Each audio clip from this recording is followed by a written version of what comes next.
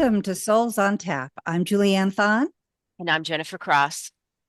Today, we'd like to welcome Angel Thomas, who is a galactic healer, soul retriever, and has an amazing life story to tell through the transitions of life. Welcome, Angel. Hi. Hello, everybody. So, what a lot of my viewers didn't get to see was what Angel just did. Uh, even though this recording is about Angel, Angel immediately went into one of the things that he does best, and that is he started channeling my son, and we think my dad. So, and they had some great things to say. So, Angel is an angel for sure, for sure.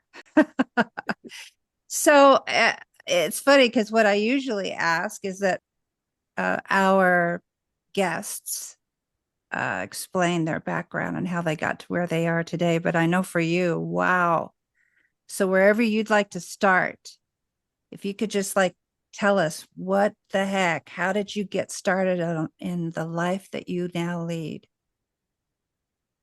It's interesting because when I was my earliest memory is about 9 months old.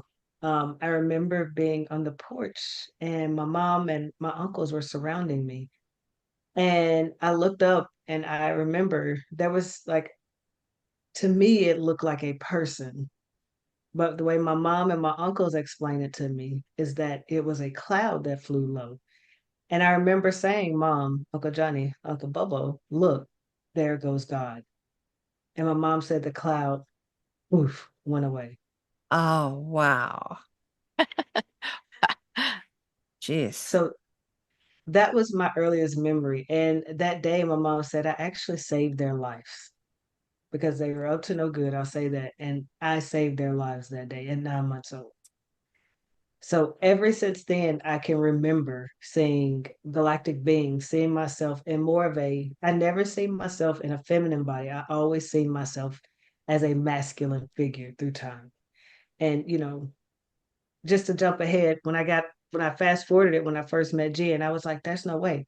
But as I started going through hypnotherapy, I was like, okay, this makes sense. So that was probably my earliest memory of how I got started in this work, is at 9 months old being open to seeing and talking and understanding galactic beings and Earth's story. And not much further down the road, you had probably one of the most traumatic experiences that any child could ever have, especially being a sensitive child. Can you tell us about that event when you were like, what, one or two, did you say? Yeah. All right, so I was in Alabama and I was about one or two, and my mom had dropped me off at the babysitter's. Well, the guy came to pick up his daughter and took me instead. And my mom went to the police and nobody would help her. She said the only way she found me was through spirit. And when she found me where he had took me, he didn't even want to give me back then. Like he kept saying, no, I need to keep your child. I need to keep her. I need to keep this baby. Mom said it was almost a fight for her to get me back. And I remembered this, but I didn't feel safe. I felt like I was there to help him or heal him or something. But I didn't understand. I was young. So, by the time we returned home, it was back to normal, going to sleep and looking up to see the galactic being standing over me. So, So is that what helped you, kept you from having a real traumatic response to that? Because being kidnapped at 1 or 2 years old, my gosh. I don't know if I ever understand. I still am a human. So I think from a human standpoint, at that age, I'm still not able to process and understand those. So I feel like that had more of effect on my mother than me. Because and I would have never thought of it as being kidnapped until I got older. To me, it was I was going to visit someone. So it never really hit me in a traumatic way that it probably would most people. Hmm. Did he ever say why he wanted you over his own child? No, Mama just kept saying he wanted to stop me or he had to protect me, and I was the prettiest baby he had ever saw. I look almost like an angel to him. That's what she kept saying he was saying. Had this individual had a history of mental illness, or was this basically a spiritual thing happening? I feel like it was a spiritual dream thing. Yeah. When I tap back into it, I feel more spiritual than anything. And he felt a draw of like healing, or he saw something in me. Because I mean, even growing up, all through growing up, people would say, I see something in you. I don't know what, but there's something. You're meant to help people. You're meant to help the world. That's So I, crazy. yeah, I never, I mean, and I can remember growing up, people would just stop and take pictures of me. They would say, Can I take a picture? Can I take a picture? So I bet you there's probably people all over the world that got pictures of me, just random pictures of me. So they must have sensed your spiritual being. I mean, your aura. I mean, I can feel it. Your aura is Yeah, beautiful. thank you. I imagine at a young kid age because I was already seeing things. So you going into the age of like 3, 4, 5, I can remember being asleep at night. And I can remember I would wake up and think that I was awake. And I would get out the bed and I would go turn the light on or a lamp or something in my room and it would never come on. And I would look around and I would see all of these energies and beings around me. I mean, you think of a being to see, I would see them. They would be purple beings, green, blue, just standing around me. And I didn't feel at home, but I didn't know. So, and then I would look over and see my body and I would hurry up and jump back in my body, but then I'm stuck and I can't move. And then I can remember my mom coming in because I'm in Alabama. And we got the holy oil. We're going to bless your forehead. We're going to make sure, you know, something. But I would be awake and I would still be seeing these beings. So that's when I knew that I was different. And I also understood how the world was conditioning us too. It clicked. And I was like, oh, and I'm 4 or 5 years old at this time. So I'm seeing the history. So I started taking these trips and seeing Earth's history and feeling the pain of Earth and the trauma that had been done and seeing it from a different lens at that young age. And this went on probably till I was until I turned it off. I decided I wanted to have a human experience, and that was when I went to college. But even being younger and going places and talking to people, people would say there's something about your daughter. I can remember going to church and in the South, church has things, they have the prophets come in. I can remember the prophets would say to me, You're special. You're not supposed to be here. You're special. You have a big job. And I'm in church. I'm young. So I'm like, Man, I'm just going to go outside with the other kids and just try to be a kid. So things like that would happen. I can remember one night staying at a friend's house and I remember going to sleep and then something woke me up and I looked up and there was this being, beautiful being. He had long white hair, beautiful glowing skin, beautiful blue eyes. And I jumped up and I was like, and I left. And then I remember that friend's house that same night caught on fire. Just things like that would happen. So so the sleep paralysis then that you were just jumping back a little bit that you were experiencing, did you have that happen to you like off and on until you went to college, or what was happening in those years from like 6 to your college days? They would happen every night. It was to the point that I tried different things so it wouldn't happen. I would try to leave the light on in my room, have a night light. I would try to leave the TV on, but it would happen. And then finally, I was like, okay, what do y'all want me to see? But sometimes they would just stand over me and work on my energetic body. And this is really when my transition really started kicking in because when I would be out of my body and I would see my soul, it was of this very huge, large, masculine figure. And I would be looking at my little body because I'm only about 5'5" and I probably only weighed 100 pounds back then. And I'm like, how in the world did this fit in there? But they would be working on me and I would see them sometimes almost like repairing my energy or doing this or doing that. And sometimes I would just lay in bed and I get out of my body and they would just stand over me. But it was always, anytime I saw my higher self, it was always in this masculine energy in different time frames. So I see myself, in different lives and different times. And it was just, and I would just sometimes I would become the observer. I always say of myself, I'm observing myself in these time periods. And I would just sit there. I didn't know what to do with this information. And, as a kid, when you would speak up, it would be like, oh, you don't know what you're talking about, or, Angel's crazy, or this or that. But I was having premonitions. I wouldn't know if family was coming. Like one time, my aunt was supposed to come, and I was laying in bed. I just woken up, and it was clear as day. I walked downstairs. My mom picked up the phone. My aunt said, I'm not coming today, and hung up the phone. So I get up and I go downstairs and ask my mom, I said, why is my auntie not coming? She's like, she is coming. What are you, the phone rung? The same thing played out. And so I knew then. But things like that would happen, you know, throughout this time. I would see the future. I would see, I would even, it was at times I could, when I went to the Grand Canyon, with my aunt, I told her, I said, this is home. I have a ship under the Grand Canyon. That's why we can't go over there.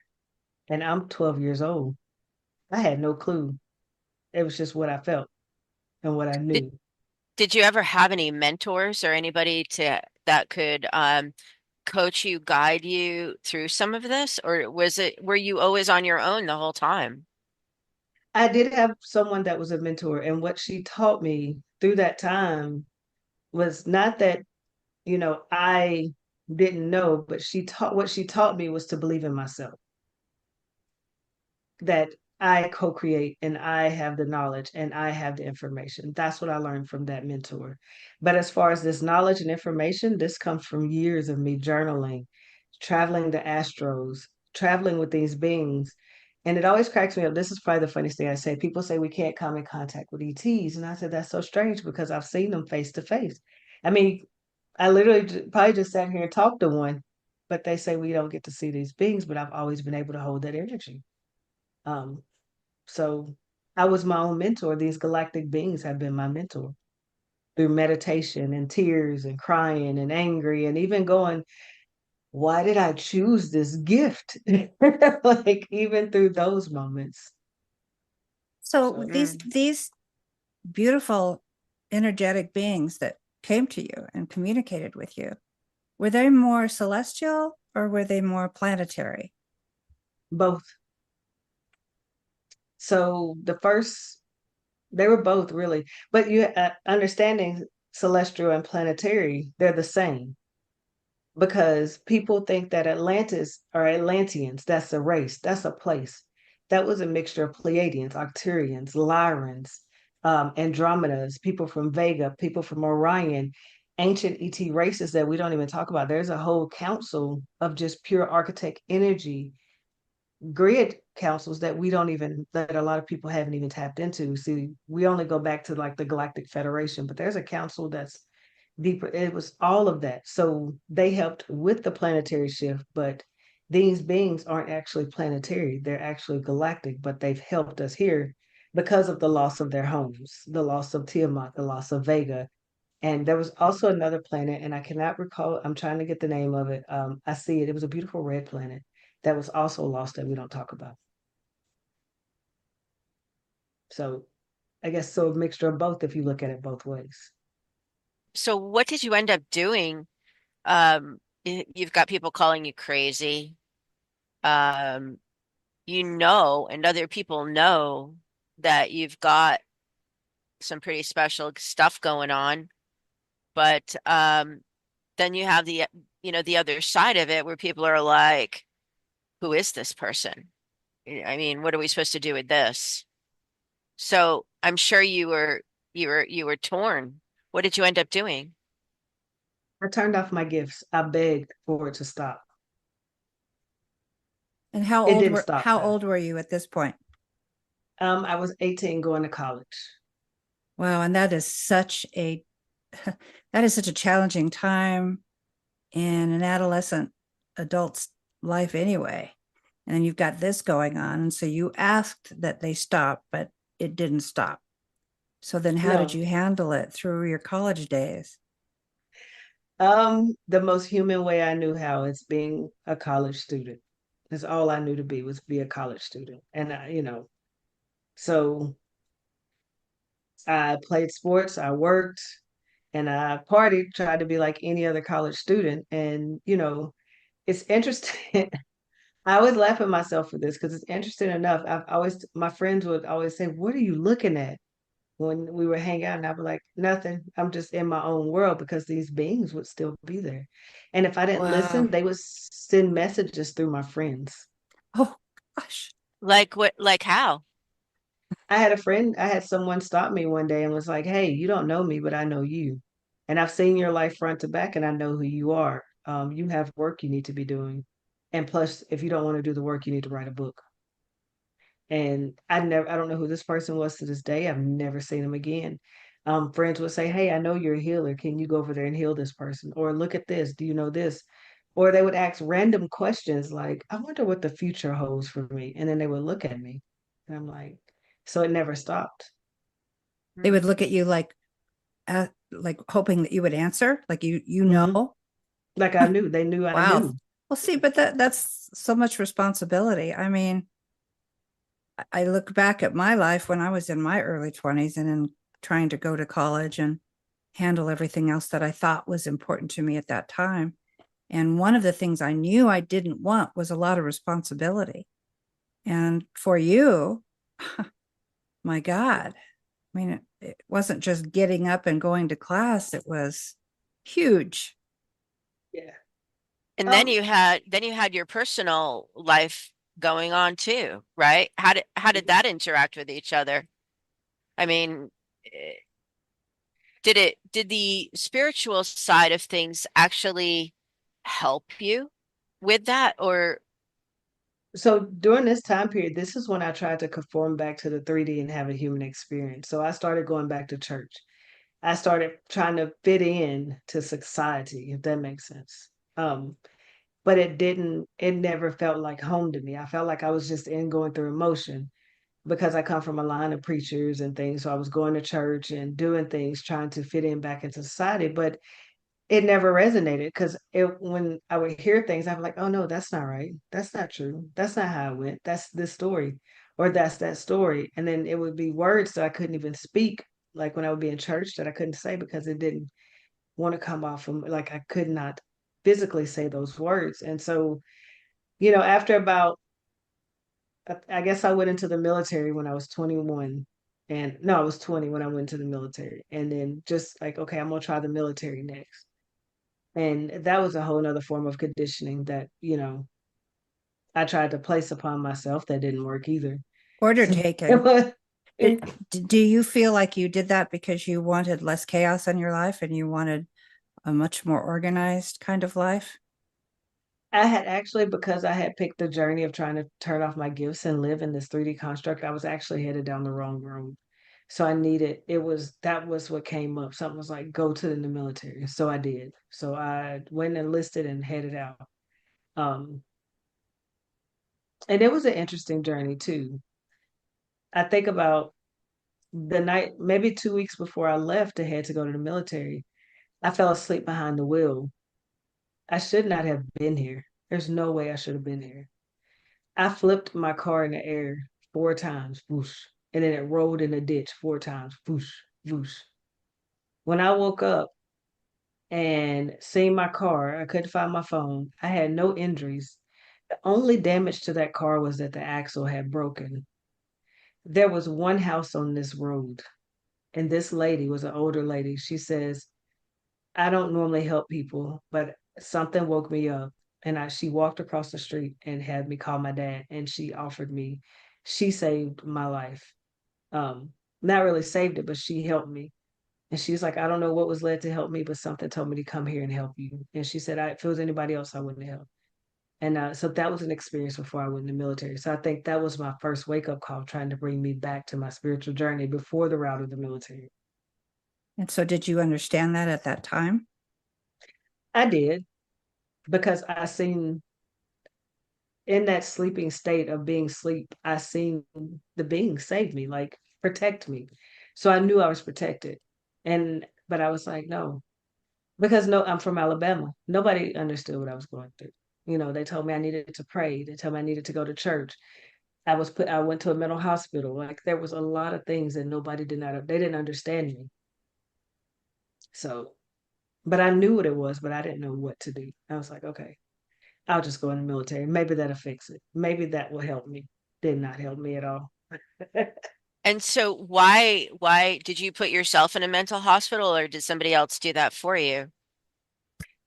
I would say bad behavior put me in a mental hospital when I was 12 because I didn't understand the gifts and everything that was happening, and it was driving me crazy. I was pitching fits. I was saying things I shouldn't say. I just didn't know. Like Yeah. I did not know what was happening. And so it was kind of the actions of it was almost like I went into a spiritual psychosis, if that makes sense. Like Yeah. that's what I went. So much information, so much knowledge that triggered a spiritual psychosis in me that caused me to just completely act out. And that's So, about the time your hormones are starting to go a little bit gosh. raging also, right? 12, 13 Yeah. years old.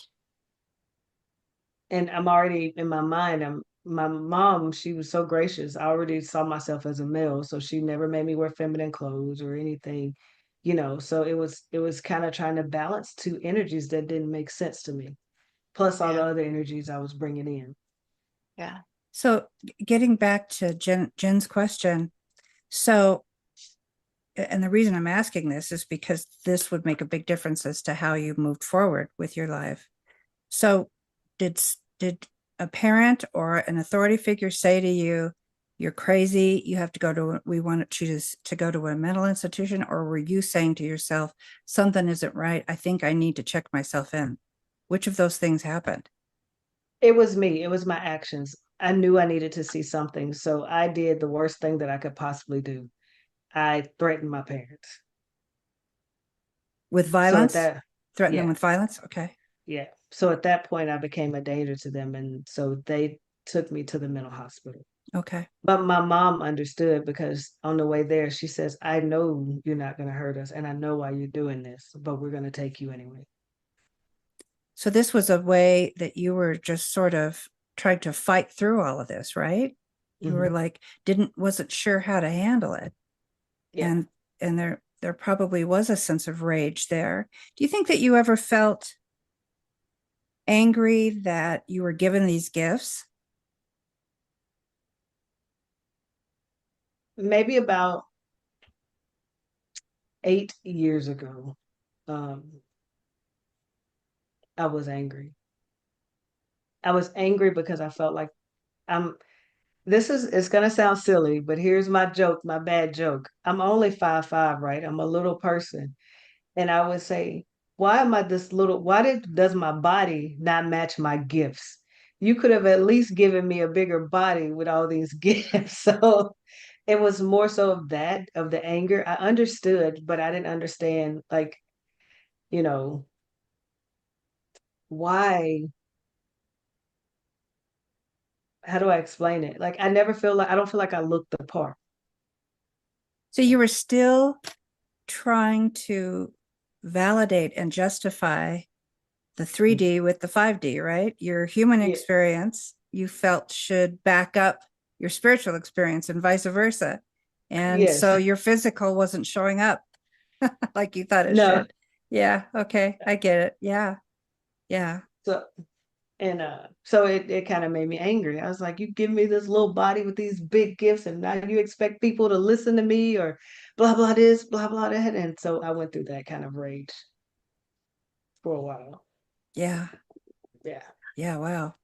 I have a question also, just maybe the last question about being institutionalized.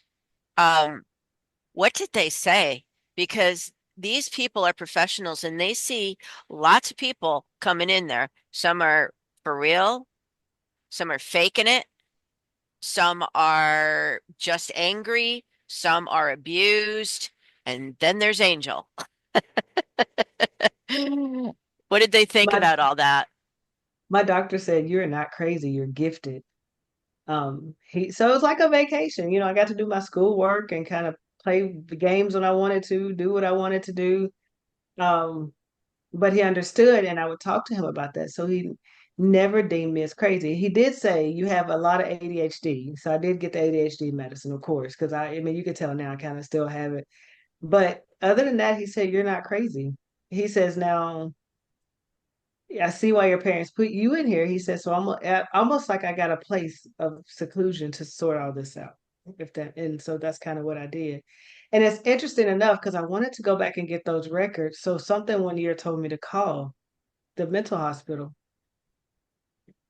They have no records of me ever being there. Wow. Wow. Wow. This is like an episode of Twilight Zone. Uh, And it's not like it was 50 years ago. yeah, and the fact that you had somebody there in that institution, I don't think they were probably still calling them institutions at that point, but that was supportive of you and your spiritual gifts. My God, the fact that they didn't just immediately diagnose you with schizophrenia like they like to do, wow, that's amazing.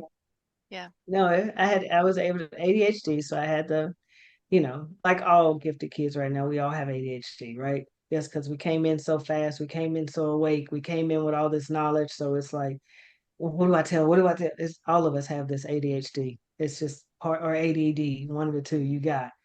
Um, but no, and I can remember getting home and faintly hearing my parents have a discussion, but I don't ever remember. I never took any medicine. And so how my parents started to help me was they got me in sports. So I started playing basketball, softball, running track. And that helped me greatly, not because it was the sport, but because I'm outside. So it's like my mom knew I had to be outside. My stepdad built me a basketball court in the backyard. So what kid gets a basketball court built in the backyard, right? Wow. Um, I played softball. I rode my bike. And they kept me outside. And that's what kind of helped me stay grounded a lot too. And it's like my mom knew that. So if I was in the house, she'd be like, go outside. Go outside. So So did I lived did you outdoors. have friends your age? Hmm. I had a lot of friends. I never talked with them about it. I never talked with anybody because, I just, here I am 10, 11, 12 years old, and I'm seeing galactic beings and conversating with them. I'm traveling to underneath the Sphinx. I'm traveling to Egypt. I'm traveling to the ethers, to different planets. And, you know, who do you in the 80s, who do you tell about this?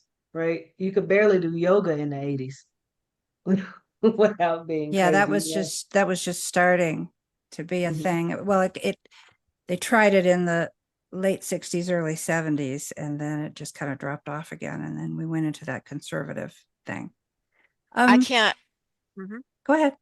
I was going to say, I mean, with your gifts, I can't imagine being in the military where there's warfare going on. And I know that what years you were there, and I know what was going on. Mhm. And So you did you were could you did were you was this was Iraq? Mhm. Okay. were you able to, or did you even try to keep it to yourself then? I have no choice, but I was seeing the energy save my life when I was in Iraq. There was I had a 50 cal shot at my Humvee. I was a gunner. There's no way that 50 cal shouldn't have went through. It didn't. It was stopped, and I seen it. It was times we pulled up and sat next to a 120 Mike mortar round that could have went off at any second. It didn't though. So the beings they're always with me, like always with me, like they're always talking. I mean, yes. And I always tell people say, well, how do you leave your energy open? I say, I'm so used to it. It's been open my whole life. I kind of can talk when I want, but I always tell people, close your energy off. I get used to this energy, but they were always with me. So in the military, so I feel like they're the reasons why I made it back from Iraq. Like nobody in my unit lost a life. That's unheard of. Wow. There had to be some kind of presence. We didn't start losing our lives until they came back to the United States after deployment. And it was like, rest in peace to them and the way, different ways that they passed. But for the most part, nobody lost their life over there. And then we all come back. So I knew that they were with me. Did your fellow um army, what do you call it? What were you in, a platoon? Yeah. Did your platoon, were they aware? Did they sense something about you? Yeah. They would make little comments, Like they would say, like they call me little mama. Little mama got us. I was like, what y'all mean? I'm like, and I would pick up on these little comments, but I never addressed them. I would just hear them and put them as like I call them pin. I put a pin in it. I'll remember this. So I don't even think they understood, but they would make little comments or say little things, or they felt comfortable around me or protected or this or that. And I always noticed that they would kind of hang out around me. So I was like, huh, interesting. Yeah, that is interesting. But it didn't click to me until I got older and really decided, okay, let me do this work because, my physical body started to kind of fall down. What do you mean What, by that? I was having severe back pains. I kept tearing ligaments in my knee. I kept breaking my hand, but with my back, they were like, there's nothing wrong. But my back would hurt so bad I couldn't even walk. And I go to the doctor, there's nothing wrong with your back. So I knew then that I was running out of options to do this work, that I better get to going. So do you think that was because of the spiritual heaviness? Maybe I shouldn't use the word spiritual in conjunction with heaviness, but uh, the burden, you felt like there was a burden and a responsibility, and that was affecting your joints and your back. So it's It sort of was a because metaphor. it was. So once I started going through my healing and realigning and opening my chakras, the pain went away. I've not had pain since, other than your typical pain of me, stumping my toe or something. But I've not had, my back doesn't bother me. I had an x-ray that said I had degenerative spine and that I probably need a hip replacement. That went away. So I started to feel better. It was interesting how my body just started healing itself. how did Yeah. you know how to do some of those things? Like, how did you even know what a chakra was if you didn't have mentorship in that way? I mean, that's not really mentioned in the Baptist church, for example. Because they were starting to guide me, right? They were Um, guiding me. So the first book I was led to was The Four Agreements. So I went, my partner and I, we went to Books a Million. I bought two books, The Four Agreements and Think and Grow Rich. I never read The Four Agreements. I set it down, and for maybe a month, I never read it. She read this book. So for a month, she was like, "You got to read this book. You got to read this book." I was like, I don't feel like it. I finally read this book. That book led me to do an ancestral DNA. When I did an ancestral DNA, I was led to look up inner body and energy. Then the chakras came up. Then I found a video how the chakras are tied to music notes, the rainbow, earth. When I just did, and then the healing and what each chakra is connected to, and I seen the root chakra, back pain. So I was like, well, let me look at all the trauma I got in my life. So then I started processing this trauma. And then I could feel the energy leave off my body physically. Whoosh. And I was like, man, I don't have any pain. So then I become obsessed with the chakras. So then I started learning the chakras, working through them. Any video I could find, meditation. Then I was taken on a trip, and I don't remember all the places. This is the one time I did not write down the information.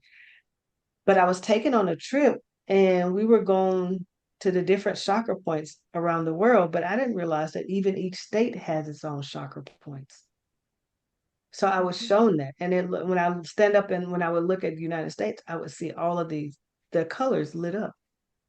yeah, And so I was like, okay, there's more to this. So, and that's how I got started. And then from there, it was meditation, releasing trauma, crying, angry some days, happy some days, you know, the emotions we go through when we have to go in and release all of this. So, yeah, I just yeah. would like to interject something. I haven't even told Jennifer about this, about you, Angel, but um, once we decided that we were going to be doing a show together for Souls on Tap, to this day, every time I open up TikTok, you are the one that comes up every single time. And you say the same things about my pineal gland is not playing with y'all or something like that every single time you do that. And I'm like, wow, this individual is powerful, powerful. And then you go into your thing. But that is amazing. And Jennifer, I'm sure you've noticed some of these synchronicities with Angel as well, right? Just a few.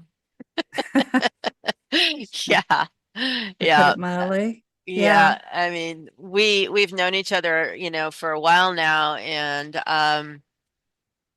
there'll be a perfect timing of a phone call or a text message saying something that's super poignant, or hey, did you know this? Or you need to look at this. And then everything it appears to be calculated, but it's not. It's just the opposite. It's completely natural Mhm. if you're in the flow. It's Right. completely natural. It's Yeah, amazing when that happens. it is. It's beautiful. So, Angel, another really interesting thing is that you are a transgendered individual. So, on top of everything else that was going on in your life, spiritually, physically, uh, your maturation, your a million things. Tell us how that change came about. What was going on with you spiritually and emotionally? Because that must have been a really tough time too. It was. So it was interesting because I was supposed to be born a boy. Everybody knew I was a boy, a boy, a boy, a boy. And my mom said, when I came out a girl, everybody was shocked. So I was like, I don't know. But growing up, even when I would come out of my body, I always saw myself as a divine masculine. But I understood that I was in a divine feminine body because to resonate with myself, it created balance. Because I've spent many lifetimes as a divine masculine, I needed to feel what it felt like to be a divine feminine and balance those energies. That was my balance. That's what I had to learn to balance in this life. Probably my biggest thing to balance. So when I was growing up, I didn't transition till maybe 7 years ago, I think is when I started my transition, 7, 8 years ago. But I've always identified as a divine masculine. I never felt the emotions of being like a feminine energy, but I was in this feminine body. But I never felt angry for being in this body. I loved myself. I've always loved my body. But I would always used to say, like, gosh, why in the world did I come? And I don't even know where this question would come from. I'd be like, why? And I would ask my mom, why in the world did I come in as a girl? And she would say, of course, she would say the genetic, that's how you were made. You were supposed to be a girl. So, but I was like, I don't think so, mom. She's like, I don't think you'll ever be, you won't be one either. But it was learning to balance that divine masculine energy that flowed through me and the divine feminine energy that flowed through me and figuring out a way to express it in both ways. So if you know me, and a lot of people know me, that sometimes people will refer to me as a female, she, which is fine because I express sometimes I come from a divine feminine standpoint.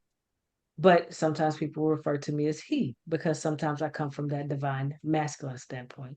So as the person I am is truly embodying both energies in that yin and yang and loving who I am through this transition uh, and experiencing life in the beginning part of my life as a female, which I absolutely love because I played sports. I mean, I did everything I wanted to do, yeah, in this life to learn and grow. So how do I you think feel now? Like having transitioned, do you feel that you have achieved that balance? in everything I do, yes. The Okay. balance is not about the physical appearance, the balance is about the soul energy. So Yeah. my soul is balanced in both divine, feminine, and masculine. Yeah. So, yes, Good. this is just Good. a vessel that is presented. Yeah. So, let's talk a little bit about the gifts that you have that help others heal. You are an amazing uh, individual that you have these abilities, and let's talk about them because I think they're important. So, Okay. what is it that you do, and what modalities do you utilize in order to heal? So I am a galactic traveler, I like to speak. I feel like I've walked both earth and the veil. The only modality I use is myself. It's through my higher self. I don't use any tarot cards or pendulums or anything. Everything I've done is through me leaving my body and going to retrieve. So some things that I do is I do starseed readings. I could read your origins back to Pleiadian, pre-Earth, Arcturian. I could see your lineage, and how it's presented to me is presented to me in your sacred geometrical pattern, is what I'm reading. So I can read your energy chakras, your past life, everything about you through your energy field. I do soul retrievals that way because I can look at your web and see where it's broken and say, okay, maybe this inner child over here is needs heal, and I can go to your inner child and bring him back and reconnect. Is some of the things that I do, um, and some of the more common things that I do. So what type of individual would want to come to you for the what you offer? Those that don't feel like they belong here. So many people now, you see them, they say, I know the earth is not my home. This is not where I belong. I feel like um I just belong in the stars. A lot of times, a lot of individuals that come to me are people that are having flashbacks of Atlantis, Lemuria time frame, Vega time frame, Tiamat. I've had people come to me that's seen Tiamat before the war, that I've seen being, a Pleiadian or Anunnaki that came to Earth that had in times that were in those wars. People that need a deep energetic healing. If someone needed a soul retrieval, if you wanted me to go back in your past timelines, retrieve fragments of your soul, heal them, clean up your Akashic records, clean up your energetic field, align your chakras, even fix your aura. Those are the type people that normally come to me that for the deep energetic healing. And timelines. Timeline resets. I can reset timelines. What do you do with timelines? There you go. I can repair your timelines. I can so with timelines, I'm able to go back to your past timeline, different lives you've lived, galactic lives, and I can repair those timelines and align those timelines to align you on your highest timeline now. So I can actually shift those timelines through energetic realignment, clean your Akashic records. I can, but in that process, I will tell you, okay, this is what I fixed. This is what I'm seeing. These emotions are going to come up. So this is where we have free will at, right? So if I repair it and then you say I'm not dealing with that emotion, you go back and break that energetic timeline. So you have to do the work in this to release those emotions for the progress to continue. So Yes. but I can go back and see star seed time. People call it star seeds of the 144,000. I just call you galactic beings because we're just galactic. And I could go back into those timelines, clean out vows or old outdated contracts that you may have had and reset your timeline now to your highest timeline. Mhm. And so how does that help the individual who comes to you for this type of healing? Clarity. Everyone I've done, they've had complete clarity. Within minutes, they've said they felt the effect. They understand. They've been able to shift their focus, awaken to their new focus. Some of them have experienced deep healing. They can even, they know when I'm in their energetic field. They said, I see you in my energetic field. Thank you. And then it's almost like an instant clarification for them to see and know and align to their vision. It feels And like drinking 10 espressos in a row. I was just gonna say I did it for Jen, so she could probably describe how she felt. So Let me see. actually, that's a great idea. Jennifer, would you mind sharing what your session Okay. with Angel was like? My computer wouldn't work. My phone wouldn't work. Um, So remember, excuse me, but for our viewers out there, Angel has a way of his energy gets to be at a particular wavelength and will interfere with technology and in some cases actually break it. So yeah. that's what Jennifer's talking about. That's not a surprise. So Um, go ahead. and this has happened to me before, as well as some other, anomalous things, like light bulbs going out or something like that. But it's not a regular thing like with Angel. But like within minutes after he finished with me, I called him up and I was like, "Oh my God. Oh my God." I like I was like, Frantic? no, not frantic at all. Completely clear, energized, Ah, refreshed, motivated, enough motivation probably for 25, 30 people. Um, I knew exactly what I was doing. There was no question about anything, and there was only 24 hours in the day to do it. So I had to hurry up and get as much done as I could, wake up early the next day and go again. And then the whole time, my body is literally vibrating. Like I was like, okay, I got to go outside again. And I had to ground like every half an hour or else I'd touch something and then I'm like, oh my God, my computer's not working again. I got to go outside. And I was literally, my mind was going so fast, but it wasn't furious. It was, then I got to do this. Then I got to do this. Then I got to do this. Then I'm going to go over here and I'm going to do this. And then I have to remember, and I was so spot on clear. And at the same time at night, I could feel my body adjusting. And then I'd wake up and I'd get up and I'd be like, whoa, I would have the whole I would be spinning. Everything around me would be spinning. And I was like, the timeline's shifting. And I'd be like, I love my new timeline. I'd go with it. I'd be like, I love my new timeline so that I could get up and go to the bathroom. I'd love my new timeline. And then I'd be like, okay, now everything's not spinning anymore. And I'd have to get up like this and go to the bathroom and sit and go like I'd be like this. And then I go back to bed and in the morning I'd wake up really fast and I'd be like, whoa, I love my new timeline. And then it would go away. So if you rotate with it, it doesn't, you're not like having, what is it, vertigo. Yeah. Um, Gosh, that's just absolutely amazing. it was absolutely amazing. And it still is amazing because it's like barely integrated. It's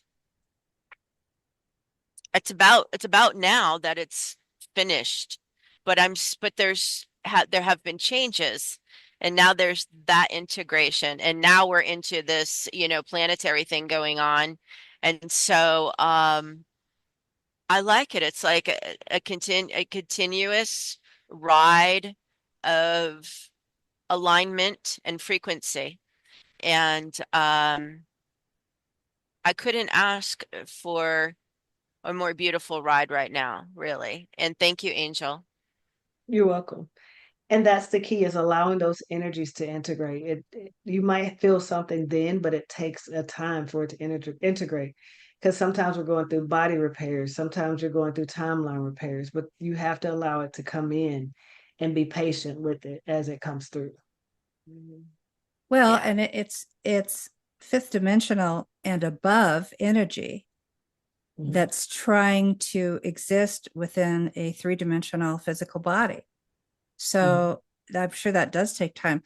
So when you refer to yourself as a galactic healer, um, help us understand more why galactic. What does that mean? Well, I say galactic because if you ever work with me, well, nobody ever sees it. When I do my healing, I go into a meditative state where I myself, it's kind of like if you've seen people that channel and they go into a trance, I do that. So I leave and I go into the galactics with your higher self and I go through your timeline, through the galactics, through the I guess we call it ether, the fifth element, through the ethers. And that's where I work from. That's where I do all of my work from. And I do it so that because I can see everything. So it's just opening that portal to be able to see past, present, and future is where I operate from. So that's what I mean by galactic or cosmos or ether. I could say ether, but I like galactic. I just like the way it sounds. So that's kind of what I do. So I work from the galactics most of the time. Again, amazing.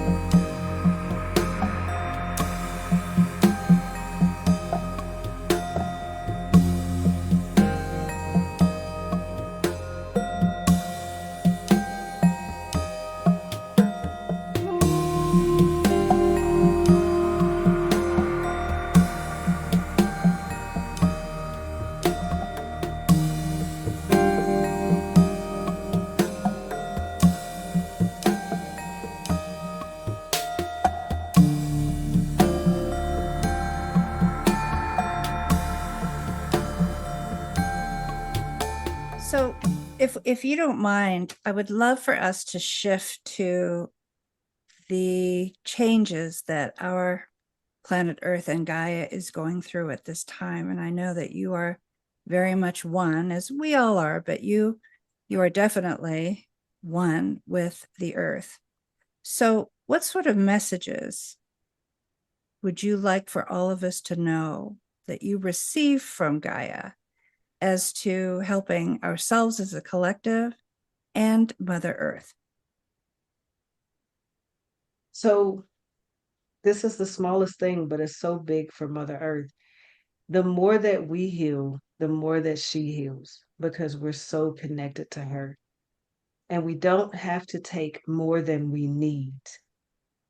When we take more than we need from her, it hurts her. And it does not hurt her in the sense of the way we think, but it's almost like when we take more than we need, we're taking her children.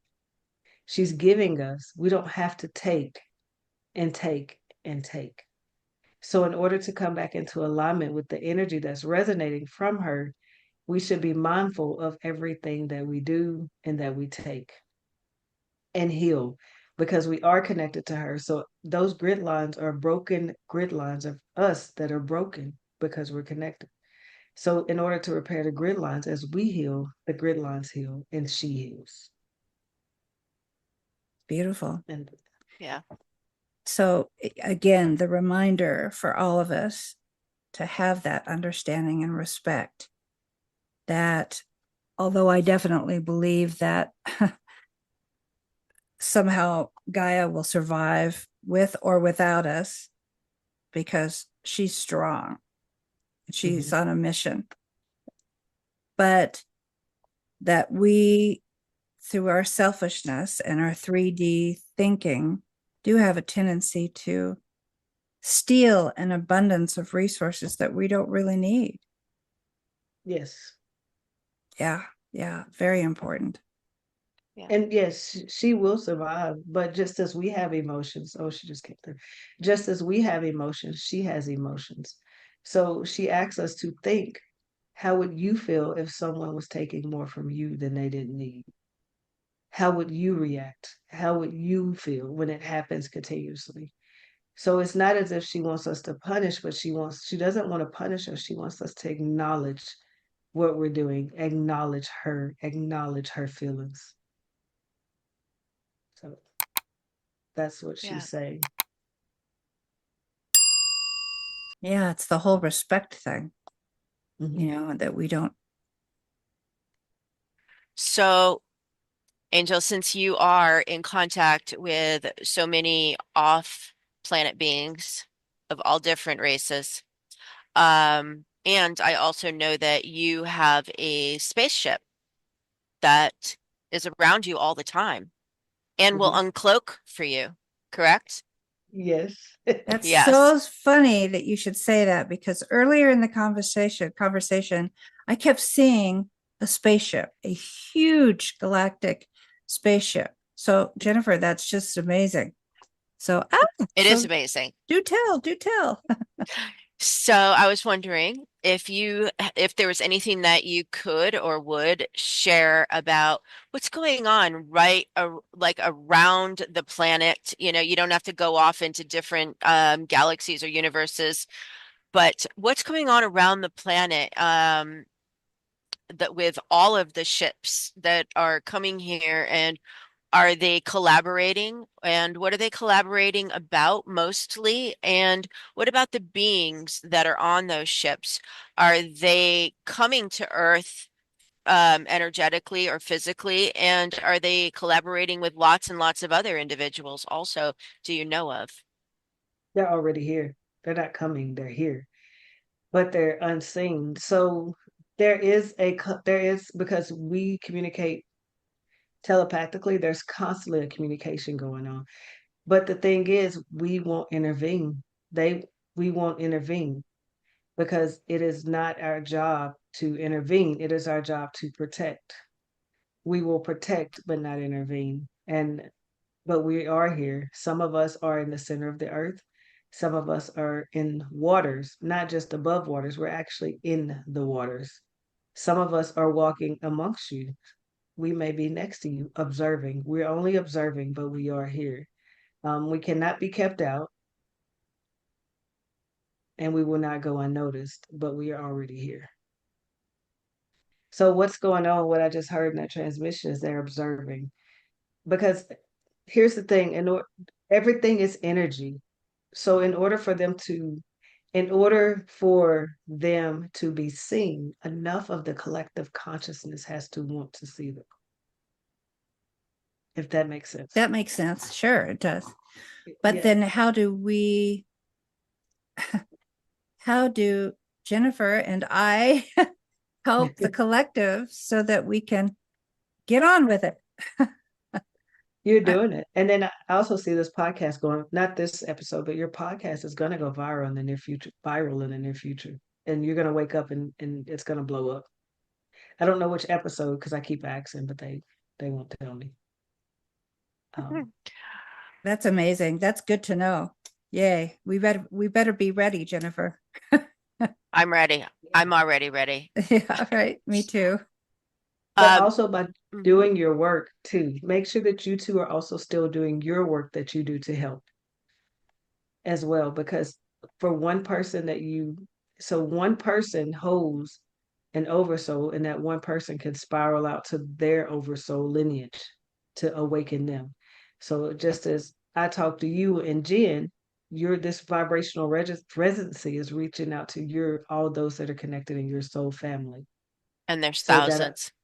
and that allows you to come back, them to connect to you, Yeah. and they might find you now or they might find you later, but they're hearing you and they're connected to you, and that's how we shift the consciousness. So I have some clarity I want to ask you about. So when you say that the beings that are observing among us and above us, are they waiting for a certain percentage to get to a certain frequency? Is that what you're saying? And then what Yes. will happen when that happens? Then everything, then the truth will be shown, everything will be revealed. So it will go back to Atlantis and Lemuria time frame. There was no veil. Everything walked together. Everything was one. That's why there's so many accounts during that time period of they came from the sky people. So many hieroglyphs drawing the sky people. Yeah, So because there was no veil. So now the veil is thinning, as we like to call, but the veil is not an object. The veil is consciousness is yeah, awakening. yes, So the more that it awakes, the more, and then people will start to have encounters. You may be walking and notice something and be like, gosh, that person sure does look like a galactic being. It most likely is a galactic being, and that just came into your awareness. So as we awaken in our consciousness, the more we start to see and recognize them. Even the ships, like the ships are not what we think they are. They look like the stars. And Jen, I think, well, I'll show you when you come to my house and you look up, you would think that they're stars, but if you watch the stars, you'll see the ships come out of the stars, and then they look yes. like more stars. And then you'll ask for a sign, and they'll zip down low, and then they'll go back through the stars because the stars are portals.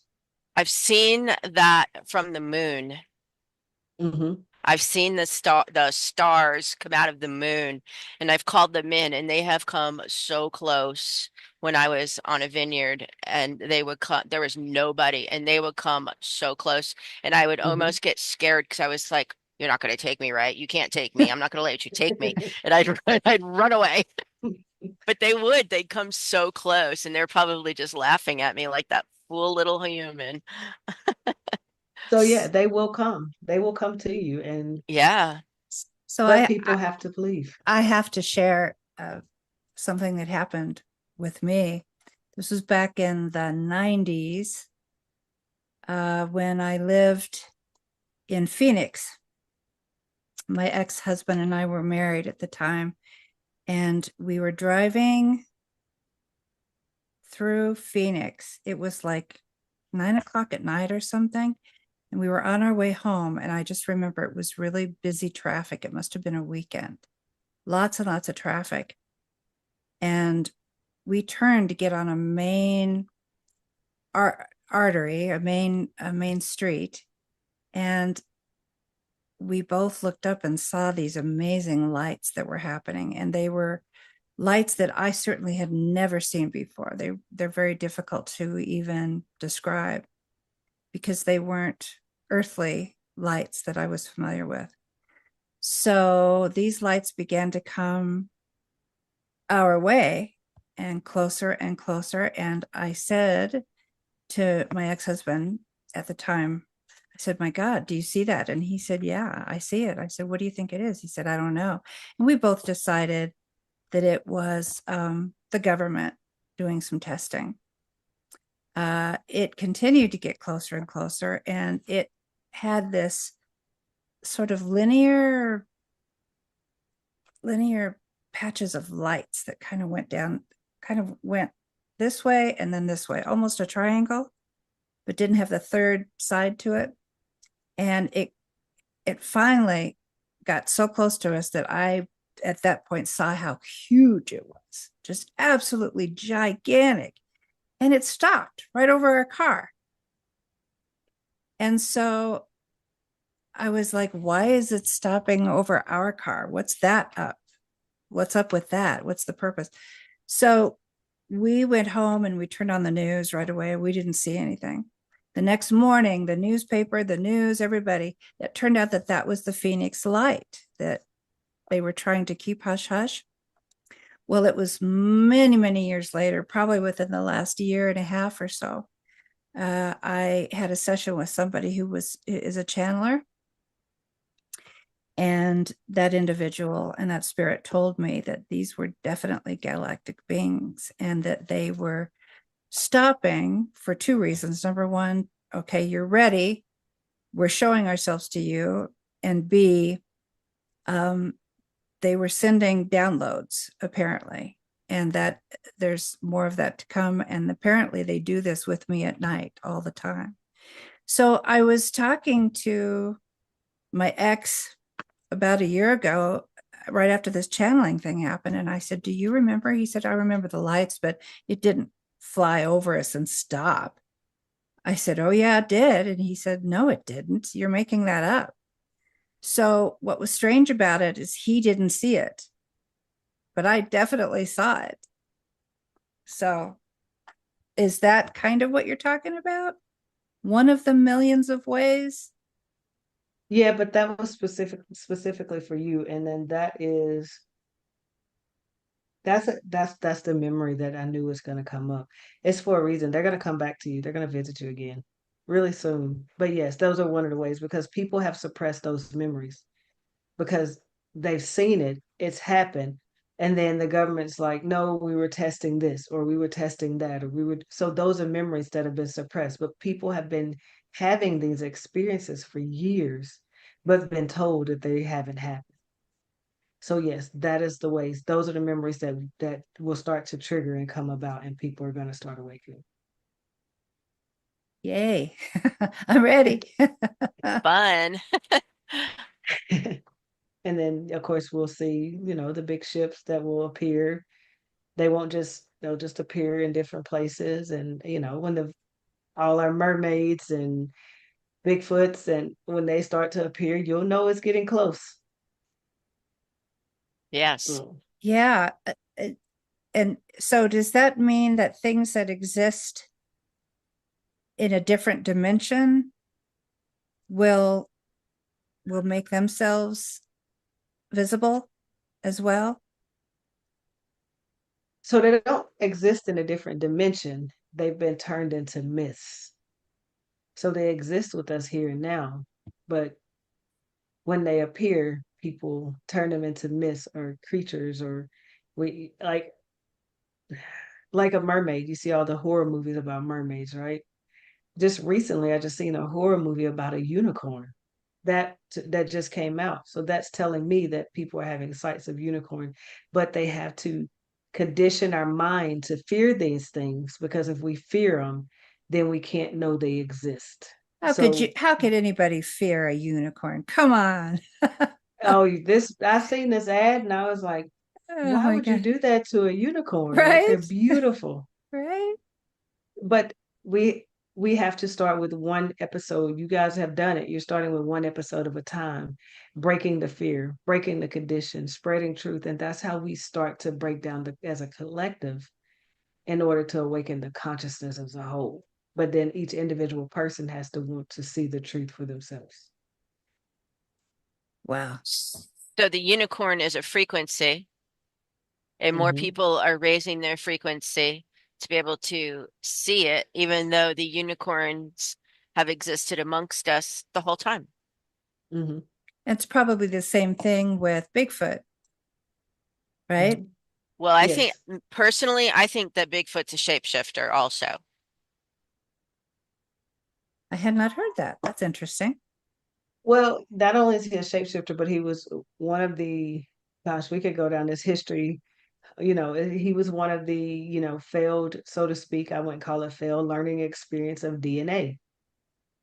I've heard Kind that of too. like, yeah. So because of that, yes, he didn't develop like we did, but now it's shapeshift and can go through portals and open and close portals. And Hmm. primarily, people in I think it's Appalachian Mountains, they know the truth of this, but they don't speak on it. Yep. And they are telepathic like we used to be Hmm. and are beginning to be again. Yes.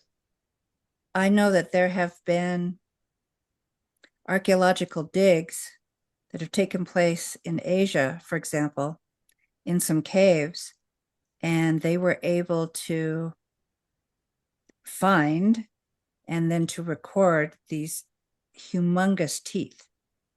And they were able to check out the DNA and clearly validated that it was a human being of sorts, human, Hmm. but they think that that is a type of Sasquatch or whatever you would call them in Asia. I don't know if they have a name specific to Yeti, Asia. the Yeah. Yetis. Maybe the Yetis. Yeah. Yeah. No, these things are gonna start to surface again. But if you watch the media, I don't watch TV. Jenna tell you I don't watch TV and I don't watch movies. But if you start watching these things, you'll start seeing or pay attention to like the new movies or TV shows that come out.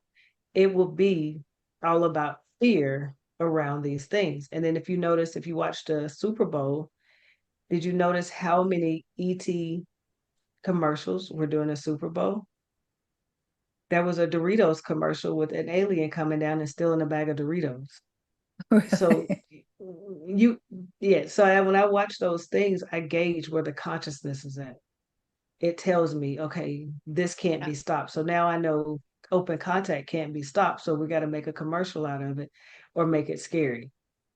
And so Yes. we got time to make unicorn scary. So let's make somebody make a scary movie. Okay, let's put this scary movie out. I think it's called like I don't know. It's weird. I was like that is not right. Mhm. I notice all what you just said too, because I haven't watched TV in, oh my goodness, 20 years or so. I haven't had TV. And though I do watch movies, but mostly Gaia. And every time I go to like a family member's house, they'll have the TV on and I'm like, "Oh my God. Oh my God." Like every 2 seconds, I can't believe the commercials and um the news. When the news is on, it's just getting more and more, it's changing, let's just say that. I'm not going to get into anything, but it's changing more and more every time I see it, which is not very often. And so that's when you notice with the absence of it, and then it's into your life, and it's like a ton of bricks falling on you. Yeah. So the more unconditional love we ripple out, the more as a consciousness we start to break down the fear. And that's why right now in this time period, so many people are looking for us because the unconditional love that's rippling out, they're feeling it and they're like, okay, I got to find this person. I need to do this and I got to do that. That's kind of like my line of work because I noticed that I work with a lot of healers that have already kind of been through this, but okay, we're transcending to the next level. So let's start this journey of your soul remembrance or calling back in your soul fragments of your time on earth before because your light language is coming up, your light codes are coming up. I work with that, your sigils, your activation, all of that's starting to come up. So let's dive into it and let's work through it and let's pull your story, your piece of history. Yes. Wow. Yeah. Well, That said, um, I mean, I hesitate to close this episode because like I have 5,000 more questions that I could ask you. I do have a question. How does anyone who would like to you know, have you work whatever it is that they need working on, how do they get a hold of you? So you can get a hold of me by going to my website, www.soulrisehealing.com. Soulrisehealing.com. You can go there or you can email me. Well, my email's on the website. So everything you need is on the website. It's all there. My email, my Patreon, it's all on my website. So just go to www.soulrisehealing.com. And you also are on social media doing some of your modalities there also, as well as so many inspirational videos that you've put out. What are you on now? So you're on TikTok and YouTube and Are you on TikTok, YouTube, Instagram? Instagram. Mhm. Yeah, I've seen you there. Yeah, so you can pretty much find me everywhere. And it's my it's so many names. My Instagram is Vale Walker. Me and these headphones fight now. My Instagram is Vale Walker. My TikTok is Rise to the Beat, and then on Facebook it's just my name, Angel Thomas. That's thank you. great. Then I'll go ahead and put that information down in the description box. Yep. And then my YouTube is Channeled by Angel. Yes. So that's where you can find me at. And Angel will be in our directory as all the other guests that we have are in that directory also. So if anybody needs to find a modality that can help them with whatever's going on with them and they don't want to proceed with the allopathic path or they're just wanting to experiment, check it out. Our directory is starting to look really interesting because there's so many people that are doing such different types of healing. Yes. I'm really excited to see that directory grow. And that's at www.soulsontappodcast.com. I'll put that in the description also. So thanks for tuning in to Souls on Tap. If you enjoyed today's episode, please like, subscribe, and hit that notification bell so you'll never miss a drop of wisdom. We'd love for you to share any thoughts that you have and add any type of healing modalities that you'd like for us to showcase. Because remember, we are here for you. Until the next time, stay curious and stay connected, and we'll see you on Souls on Tap.